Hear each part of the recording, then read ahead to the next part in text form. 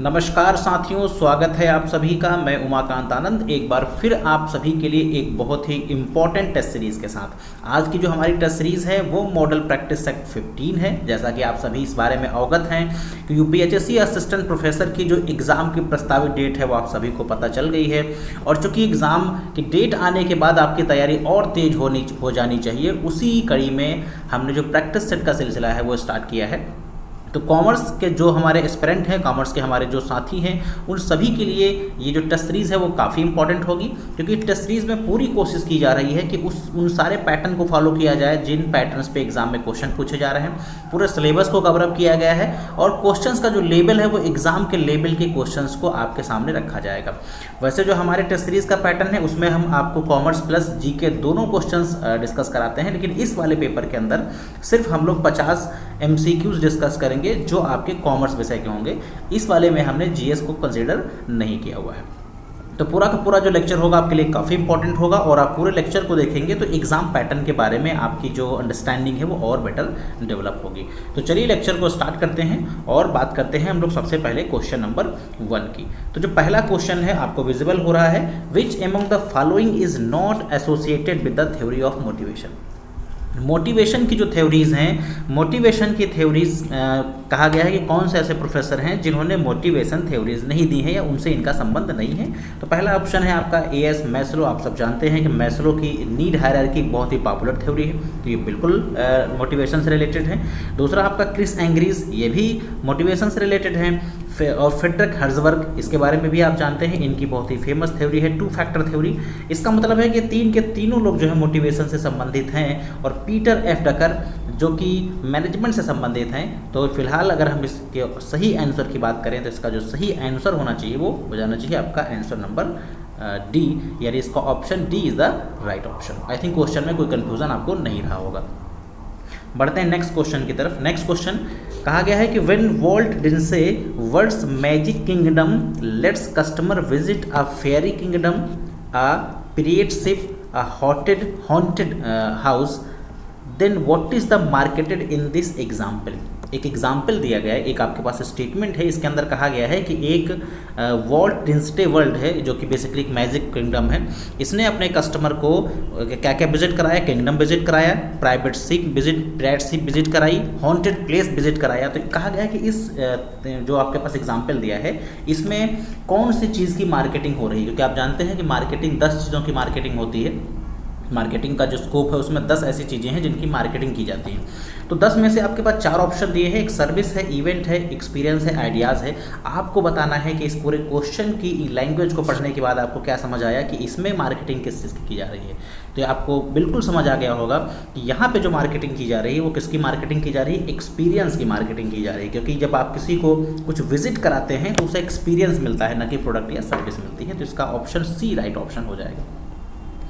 बढ़ेंगे next question की तरफ। बहुत ही इंपॉर्टेंट क्वेश्चन, इस तरीके के क्वेश्चन अक्सर एग्जाम के अंदर पूछे जाते हैं। Select the correct sequence of hierarchy effect model related to marketing communication.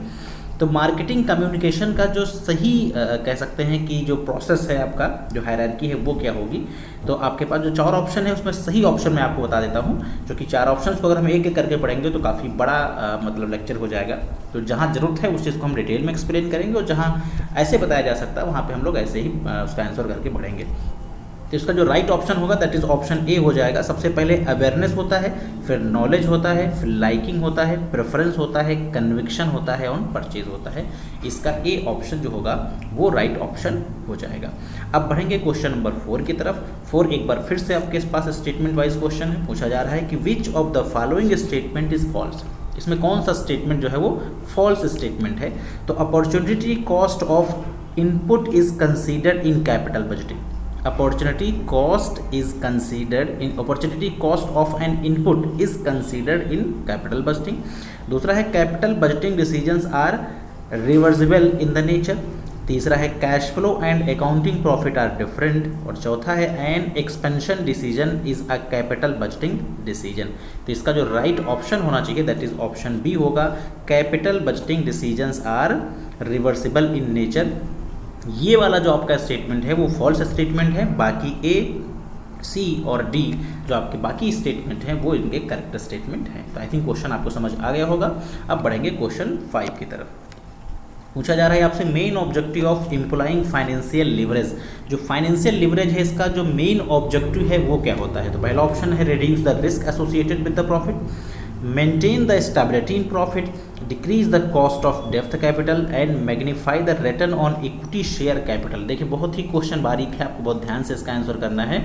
इसका जो सही ऑप्शन होगा that is decrease the cost of depth capital, क्योंकि जो हम लोग लीवरेज की बात करते हैं तो फाइनेंशियल लीवरेज में आपको कोशिश क्या करनी होती है, जो कॉस्ट ऑफ डेप्थ है उसे क्या करना होगा, उसे आपको डिक्रीज करना होता है। कैपिटल को हम जब कैपिटल की हम बात करते हैं तो हम इक्विटी और डेप्थ दो जगह से कैपिटल कलेक्ट करते हैं, लेकिन जब हम फाइनेंशियल लिवरेज की बात करते हैं तो फाइनेंशियल लिवरेज के अंदर हमें डेप्थ की जो वैल्यू होती है यानी कि जो कॉस्ट ऑफ डेप्थ है उसे हमें डिक्रीज करना होता है। अब बढ़ेंगे क्वेश्चन 6 की तरफ। 6 पूछा जा रहा है कि which among the following bank currently rank number 1 in India in the terms of market capitalisation. Market capitalisation के मामले में भारत की कौन सी बैंक जो है वो नंबर 1 पे है। तो इसका ऑप्शन आपको समझ आ चुका होगा, जो कि बहुत बेसिक सा क्वेश्चन है। स्टेट बैंक ऑफ इंडिया यानी जिसे हम लोग शॉर्ट में SBI कहते हैं, ये फिलहाल मार्केट कैपिटलाइजेशन के मामले में नंबर 1 पर है। ये ऑप्शन इसका राइट होगा। अब बढ़ेंगे क्वेश्चन 7 की तरफ। 7 आपसे पूछ रहा है कि which among the following is closely associated with intellectual property right. Intellectual property rights का जो है वो किसका का संबंध है। तो गैट है, ट्रिम्स है, ट्रिप्स है और MFN है।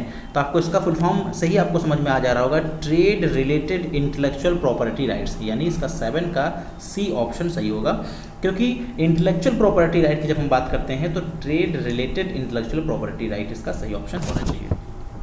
क्वेश्चन 8 की तरफ पढ़ते हैं। Which one of the following is most likely result of marketing strategy that attempt to serve all potential customer. का आगे वो स्ट्रेटजी जिसकी कोशिश होती है कि हम अपने कस्टमर की प्रॉपर तरीके से, बेटर तरीके से सर्विस प्रोवाइड कर सकें। तो आपको इस चीज़ को ध्यान में रखना है। बस एक चीज़ आपको इसमें समझनी है कि जो आपके पास ऑप्शंस हैं वो बहुत ही नियरेस्ट ऑप्शन है, इसलिए क्वेश्चन को बहुत बारीकी से समझ के आपको ऑप्शन का जवाब दे रहा है। देखिए पहला है all customer will be delighted, दूसरा है customer perceived value will be increase, तीसरा है the company will need to follow up the demarketing campaign, not all customer will be satisfied. अब देखिए इस क्वेश्चन में आपको कन्फ्यूजन होगा, एक बार फिर से क्वेश्चन को पढ़िए तो शायद आपको क्लैरिटी हो जाए।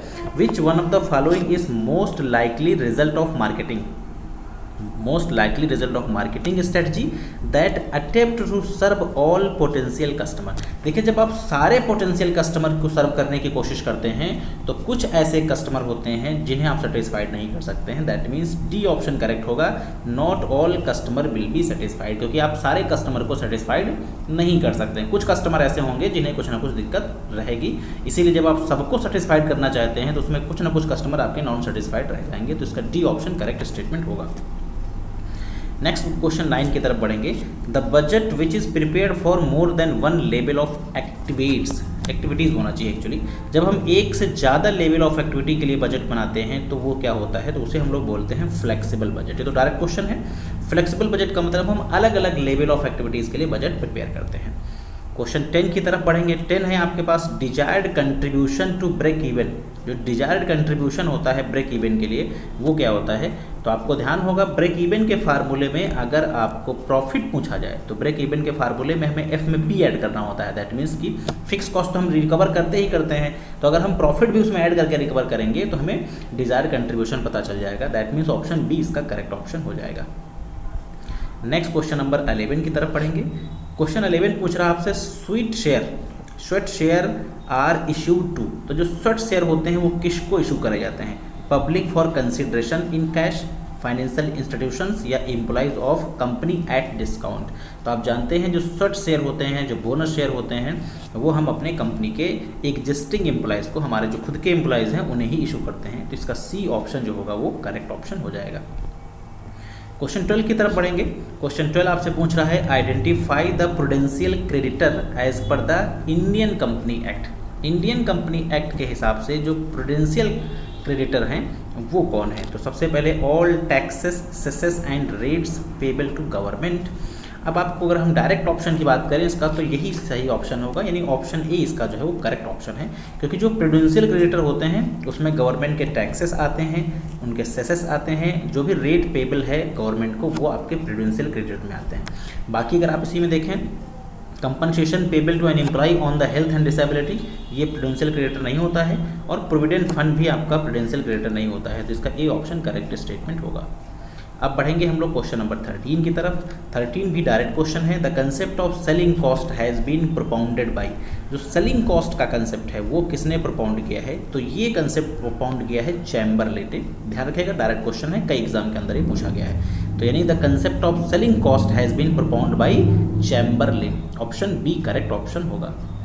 बढ़ेंगे क्वेश्चन 14 की तरफ। Kinked demand curve is related to, तो आप ध्यान करिए किंग डिमांड कर्व जो है वो किससे संबंधित है, वो संबंधित है आपका ओलिगोपोली से, यानी 14 का ऑप्शन नंबर सी जो है वो करेक्ट स्टेटमेंट होगा। अब बढ़ेंगे हम लोग यहाँ पे 15 की तरफ। In the case of elasticity of demand on average revenue, कहा गया in case of elasticity of demand on a average revenue is equals to the unity the marginal revenue will be. बहुत ही ध्यान से क्वेश्चन पढ़ के आपको इसका जवाब करना है। फिर से वापस क्वेश्चन को समझिए।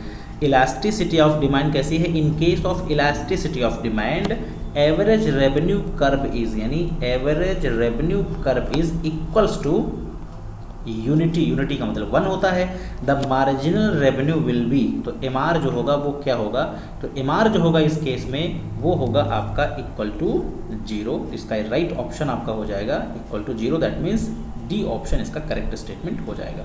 कोई कंफ्यूजन अगर आपको किसी तरीके का किसी प्रश्न में होता है या आपको कहीं पे भी संदेह होता है कि इसमें ये ऑप्शन होना चाहिए, तो आप कमेंट सेक्शन में अपनी बात रखेंगे और जो भी उसमें करेक्शन अगर होगा पॉसिबल तो वो बिल्कुल किया जाएगा। नेक्स्ट क्वेश्चन 16 की तरफ पढ़ेंगे। क्वेश्चन 16 आपसे ये पूछ रहा है कि which of the following approach of term building is based on the belief that each person possesses positive and negative characteristics that must be owned up to permitted expression, यानी कि जो टीम बिल्डिंग है वो बता रहा है कि हर किसी पर्सन के अंदर पॉजिटिव और नेगेटिव कैरेक्टरिस्टिक्स होती हैं जो अलग अलग जगह पे अलग अलग तरीके के एक्सप्रेशन रिप्रेजेंट करती हैं। तो ये जो अप्रोच है वो किसकी है, इसको हम लोग बोलते हैं आपके गेस्टॉल्ट अप्रोच, यानी ऑप्शन इसका बी जो होगा वो राइट ऑप्शन हो जाएगा। ये अप्रोच बताती है कि एक आदमी में पॉजिटिव और नेगेटिव दोनों तरीके की कैरेक्टरिस्टिक्स पाई जाती हैं। क्वेश्चन 17 देखिए, एक बार फिर से डायरेक्ट क्वेश्चन है।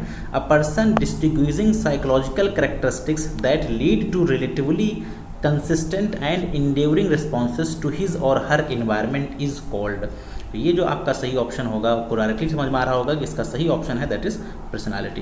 पर्सनालिटी जो है एक पर्सन की साइकोलॉजिकल कैरेक्टरिस्टिक्स होती हैं जो मतलब इन्वायरमेंट में एक पर्सन का जो रिस्पॉन्सेस होते हैं इन्वायरमेंट वो किस तरीके से करता है, उन सब चीज़ों से उसे हम आइडेंटिफाई करते हैं। तो इसका सी ऑप्शन करेक्ट होगा, पर्सनालिटी राइट ऑप्शन होगा। क्वेश्चन 18 पूछ रहा है व्हाट डज अ हाई पे आउट रेशियो इंडिकेट। अगर हाई पे आउट रेशियो है तो ये क्या इंडिकेट करता है, अगर आपकी ऑर्गेनाइजेशन जो डिविडेंड पे कर रही है वो ज़्यादा डिविडेंड पे कर रही है तो इसका इंडिकेशन क्या होगा, इसका इंडिकेशन होगा, आपको बहुत ध्यान से समझना है, the management is not flowing back enough profit. अगर आपका हाई पे आउट रेशियो है इसका मतलब है कि आप अपने पास जो प्रॉफिट बचा के रखते हैं वो कम बचा के रख रहे हैं, तो इसका बी ऑप्शन जो होगा करेक्ट स्टेटमेंट हो जाएगा। क्वेश्चन 19 की तरफ पढ़ेंगे। क्वेश्चन 19 आपसे पूछा जा रहा है which one of the following is not affect the working capital. इसमें से कौन सी चीज़ जो है वर्किंग कैपिटल को अफेक्ट नहीं करेगी। तो सबसे पहला जो स्टेटमेंट है realisation of cash from debtor, यही इसका करेक्ट ऑप्शन भी है।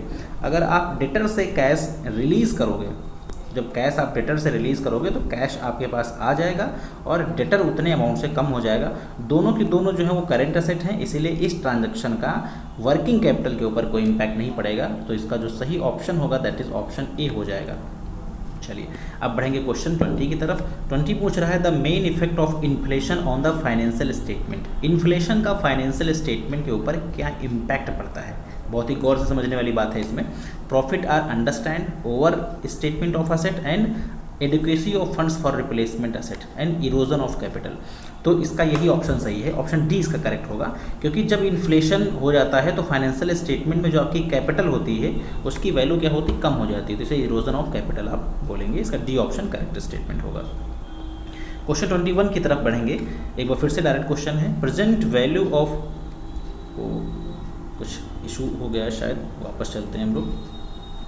अब आपसे पूछा जा रहा है the present value of future earning is a model of human resource accounting, यानी present value of future earning, जो आपका ह्यूमन रिसोर्स अकाउंटिंग का कंसेप्ट है, present value of future earning model, वो जो है किसके द्वारा दिया गया है, किस प्रोफेसर ने इसको सजेस्ट किया है। तो डायरेक्ट क्वेश्चन है, आपको डायरेक्ट सीधा आपको टिक मारना है इसमें, तो इसका ए ऑप्शन करेक्ट हो जाएगा।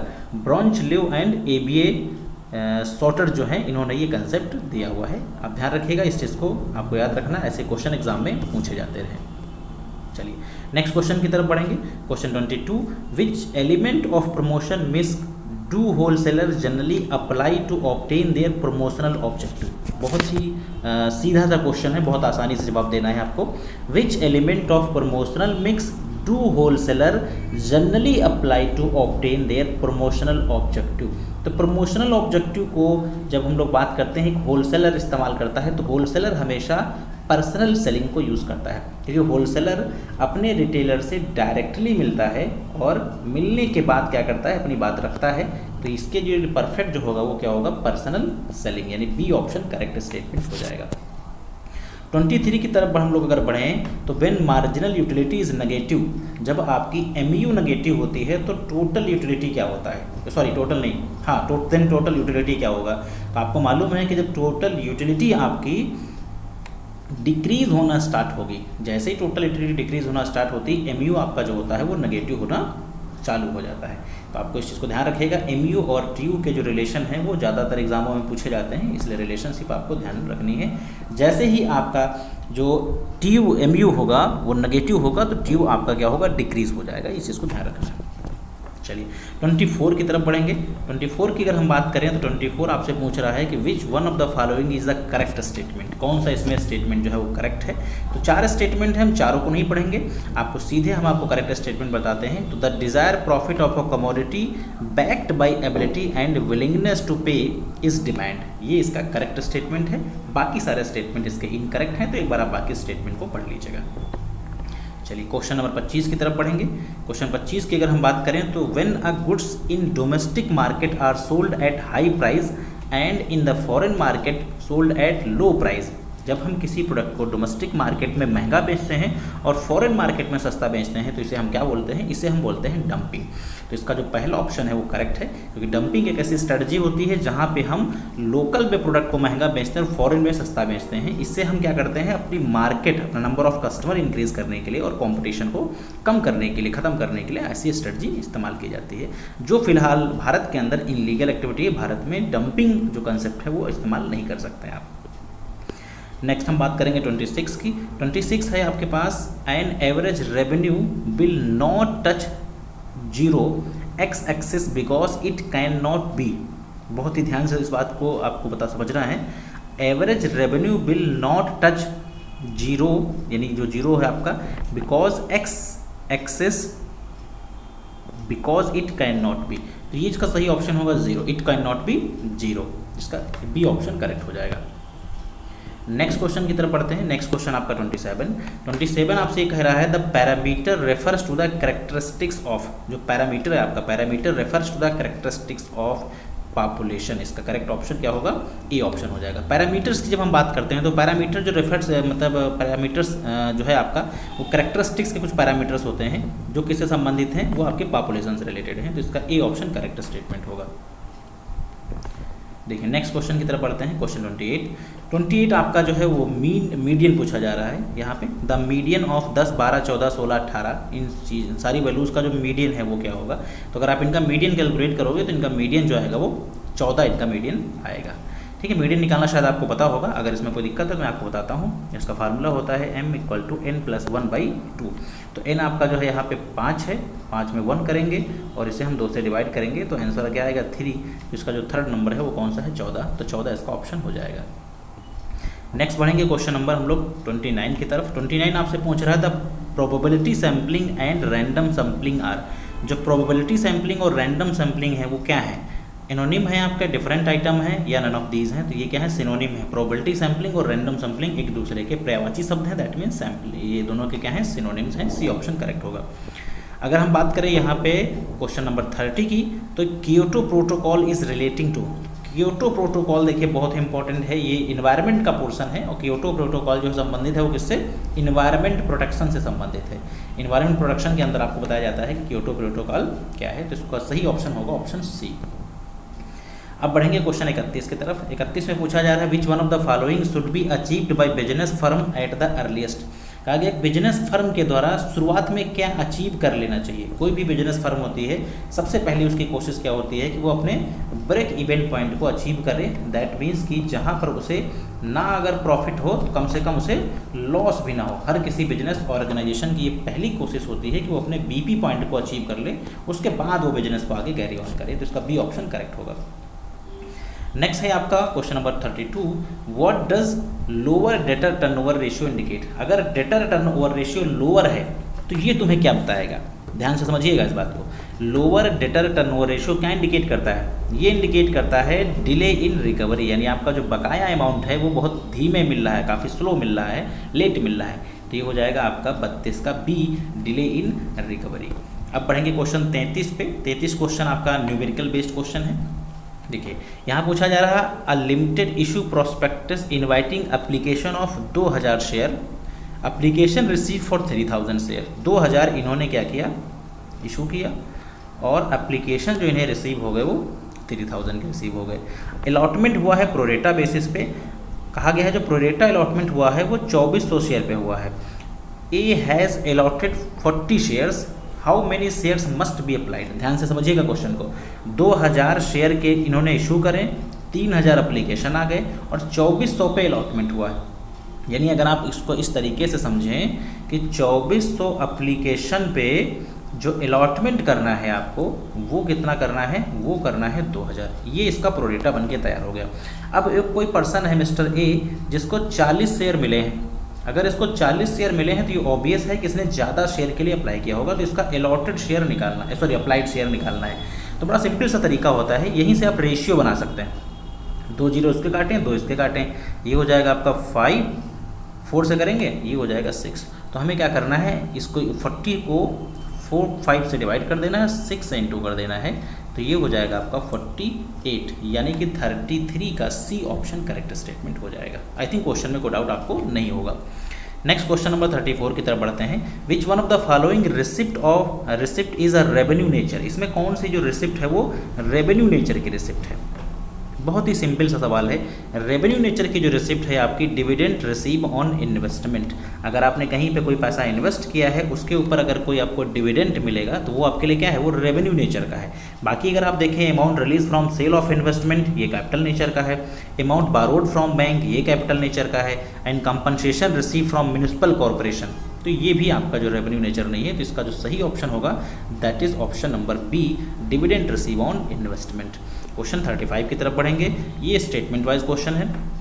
Due to these experiment, time, motion and fatigue study, a factory does not remain a factory, it is converted into laboratory। कहा गया जब हम इन चारों स्टडीज़ की बात मतलब इनका इस्तेमाल करते हैं तो एक फैक्ट्री जो है फैक्ट्री ना होकर एक लेबोरेटरी बन जाती है। The management succeed or fail as human relation in business are intelligently and unintelligently handled.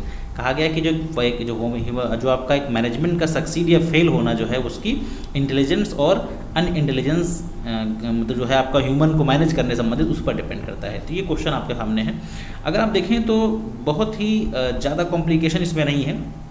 दोनों के दोनों जो स्टेटमेंट है बिल्कुल करेक्ट है, लेकिन जो दूसरा स्टेटमेंट है वो पहले वाले को एक्सप्लेन नहीं कर रहा है, क्योंकि बिल्कुल फैक्ट है कि जब आप लगाते motion study, time study, fatigue study करते हैं तो आप बिल्कुल तब सारा लेबोरेटरी वाला ही काम कर रहे हैं, बहुत सिस्टमेटिकली काम कर रहे हैं। और ह्यूमन को मैनेज करने के लिए आपका इंटेलिजेंस होना भी जरूरी है। तो कहीं ना कहीं स्टेटमेंट दोनों करेक्ट हैं, लेकिन एक दूसरे की ये व्याख्या नहीं कर रहे हैं। तो इसका जो बी ऑप्शन होगा वो करेक्ट स्टेटमेंट हो जाएगा, यानी both are correct but R is not the right explanation. Question 36 जो कि डायरेक्ट क्वेश्चन है। Which one of the following statement is true about the VALS framework. जो VALS फ्रेमवर्क है साइकोलॉजिकल सेगमेंटेशन का, psychographical segmentation का, उसके बारे में पूछा जा रहा है। इसका जो करेक्ट स्टेटमेंट होगा वो कौन सा होगा, ये आपसे पूछा जा रहा है। तो इसका जो सही स्टेटमेंट है वो इसका स्टेटमेंट फर्स्ट है। The consumer who are primarily motivated by ideas are guided by knowledge and principle. कहा गया है कि the consumer who are primarily motivated by ideas. सबसे पहले जो कंज्यूमर मोटिवेट होते हैं वो कैसे मोटिवेट होते हैं? अपने आइडियाज़ से। उसके बाद उसके बारे में नॉलेज वो कलेक्ट करते हैं, इन्फॉर्मेशन कलेक्ट करते हैं, जो कुछ सिस्टम होता है उसको फॉलो करते हैं। तो इसका सही ऑप्शन आपका ए ऑप्शन करेक्ट स्टेटमेंट होगा। फिर बढ़ेंगे हम लोग नेक्स्ट क्वेश्चन की तरफ 37। यहाँ पूछा जा रहा है which one of the following is not a method of calculating cost of equity capital. तो कॉस्ट ऑफ इक्विटी कैपिटल को कैलकुलेट करने का कौन सा मेथड नहीं है इसमें, ये पूछा जा रहा है। नॉट अ मेथड पूछा गया है, तो बहुत ध्यान से जवाब देना है आपको। डिविडेंड यील्ड मेथड होता है, डिविडेंड यील्ड प्लस ग्रोथ होता है, अर्निंग यील्ड होता है, लेकिन यील्ड टू मैच्योरिटी कोई मेथड नहीं होता है। तो इसका 37 का सी ऑप्शन जो होगा वो करेक्ट स्टेटमेंट हो जाएगा। नेक्स्ट हम देखेंगे 38। विच one of the following equates the present value of cash outflow and present value of expected cash inflow from a project. तो आप देखिए ये आपका कैपिटल बजटिंग का क्वेश्चन पूछा गया है आपसे कि जहाँ पे present value of cash inflow and outflow का इस्तेमाल किया जाता है तो वो क्या चीज़ होती है। तो ये बताने की आपको आवश्यकता नहीं है। जहाँ पर present value of cash flow and present value of cash outflow दोनों इक्वल होते हैं, बराबर होते हैं, वो होता है इंटरनल रेट ऑफ रिटर्न, यानी 38 का B option correct statement correct हो जाएगा। 39 की बात करेंगे which one of the following is not true. तो इसमें कौन सा ट्रू नहीं है, तो मैं आपको डायरेक्ट इसमें सही ऑप्शन बताऊंगा, बाकी आपको पढ़ के देख लेना है। तो human resource can not yield an output that may be for greater than what the value of input warrants। तो इसमें ये जो ऑप्शन है ये आपका क्या है? नॉट ट्रू स्टेटमेंट है, बाकी स्टेटमेंट इसके ट्रू हैं, तो आप उन्हें पढ़ के देख लीजिएगा। क्वेश्चन 40 की तरफ बढ़ेंगे। यहाँ पे the pluralistic approach of industrial conflict is based on which one of the following basic assumption. तो जो आपकी जो प्लूरिस्टिक अप्रोच है वो किस अजम्पशन पर, जो आपकी इंडस्ट्रियल कॉन्फ्लिक्ट की प्लूरलिस्टिक अप्रोच है वो किस अजम्पशन के ऊपर बेस्ड है। तो इसका जो सही ऑप्शन है ऑप्शन बी है, यानी that enterprise contains people with coalition of different interest. तो ये ध्यान रखिएगा, इसका बी ऑप्शन जो है वो करेक्ट है। सारे स्टेटमेंट हम नहीं पढ़ रहे हैं क्योंकि लेक्चर बहुत लंबा हो जाएगा, तो इसलिए इसमें जो सही है वही आपको बताया जा रहा है। नेक्स्ट हम लोग बढ़ेंगे 41 की तरफ। 41 आपसे पूछ रहा है the choice of distribution channel is affected by. जो डिस्ट्रीब्यूशन चैनल की जो चॉइस होती है वो किससे अफेक्ट होती है? Market consideration, product consideration, middleman, all of these. तो ये तीन की तीनों चीज़ें जो है वो अहम है। किसी भी तरीके का मार्केट चैनल को डिसाइड करने के लिए हमें सेगमेंटेशन मतलब मार्केट कंसिडरेशन, प्रोडक्ट कंसिडरेशन और मिडिलमैन सबको देखना होता है। तो 41 का डी ऑप्शन राइट होगा। 42 आपसे पूछ रहा है who is an custodian of monetary reserve in India. तो भारत में मॉनेटरी रिजर्व इन इंडिया का कस्टोडियन कौन है? आप सब जानते हैं। इसके लिए कौन है? RBI, reserve bank of India, जिसकी स्थापना 1935 के अंदर हुई थी और इसका जो नेशनलाइजेशन हुआ था वो 1949 के अंदर हुआ था। इसको आप ध्यान रखिएगा। क्वेश्चन 43 की तरफ बढ़ेंगे। 43 में पूछा गया है who is the fiscal agent and advisor of government in the monetary and financial matter. तो मॉनेटरी और फाइनेंशियल मैटर में कौन इसका फिजिकल एडवाइजर है? तो अगेन इसका ऑप्शन जो होगा आरबीआई सही होगा, क्योंकि आरबीआई जो भी आपका मॉनेटरी और फिजिकल मामले हैं उनमें सलाह देने का काम करता है। क्वेश्चन 44 की तरफ बढ़ेंगे। During the depression it is advisable. Depression के केस में आप क्या एडवाइस करेंगे? तो डिप्रेशन के केस में lower the bank rate and purchase securities in the market. Depression की जब सिचुएशन हो तो लो बैंक रेट पे मार्केट से सिक्योरिटीज़ को परचेज किया जाए। उससे क्या होगा? मार्केट में लोगों के पास पैसा पहुंचेगा और धीरे धीरे करके जो डिप्रेशन की सिचुएशन होगी वो सुधार की तरफ बढ़ना स्टार्ट हो जाएगी। तो इसका ए ऑप्शन करेक्ट स्टेटमेंट होगा। 45 की बात करें, nationalisation of bank aimed at all of the following except. कहा गया नेशनलाइजेशन ऑफ बैंक का जो एम है, एक चीज़ को छोड़ के बाकी एम इसमें है। तो 5 में 3 इसके एम है और 1 इसका एम नहीं है। तो कौन सा इसका एम नहीं, बस वही मैं आपको बता देता हूँ। तो इसका एम जो है आपका बी ऑप्शन नहीं है, यानी provision of control by few. Nationalisation का मतलब ये नहीं था कि provision of control by few. Nationalisation की कोशिश थी कि राष्ट्रीयकरण किया जाए ताकि बैंक एक बहुत अच्छे लेवल पे काम करना स्टार्ट करें और जो कुछ लोगों का कंट्रोल है वो कंट्रोल खत्म हो जाए। तो ये इसका ऑब्जेक्टिव फिलहाल नहीं था, यानी बी स्टेटमेंट इसमें राइट होगा। 46 क्वेश्चन की बात करेंगे। The portion of total deposit of commercial bank which is has to keep with RBI in the form of cash reserve in is termed as. तो आपको ये पता है कि इसका सही ऑप्शन जो होना चाहिए वो क्या होना चाहिए, क्योंकि बहुत बेसिक सवाल है, मॉनेटरी पॉलिसी का ये सवाल है, और इसका सही ऑप्शन होगा CRR। कैश रिजर्व रेशियो एक ऐसा रेशियो होता है जिसके तहत सारी बैंकों को एक 13% ऑफ जो उनके रिजर्व होते हैं वो RBI के पास डिपॉजिट करना होता है। अब बढ़ेंगे 47 की तरफ। यहाँ पूछा जा रहा है the emphasis of human resource management. तो ह्यूमन रिसोर्स मैनेजमेंट का जो एम्फेसिस है वो क्या है, वो basically development. Human resource management की कोशिश क्या होती है, डेवलपमेंट करना। पनिशमेंट, प्रमोशन, डिमोशन ये सब उसके बेसिकली जो है एम्फेसिस नहीं है, तो इसका ए ऑप्शन करेक्ट होगा।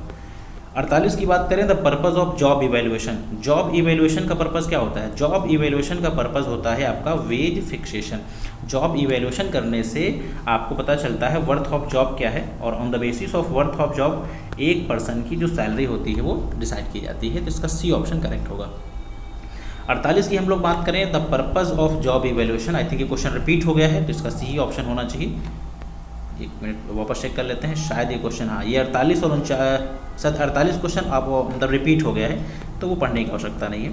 49 पे आ जाते हैं। 49 में है इंडक्शन मीन्स। इंडक्शन आप लोग को ध्यान होगा, ये भी आपका जो है रिक्रूटमेंट प्रोसेस का एक पार्ट होता है। तो इंडक्शन का बेसिकली मतलब क्या होता है, इंडक्शन का मतलब होता है ओरिएंटेशन।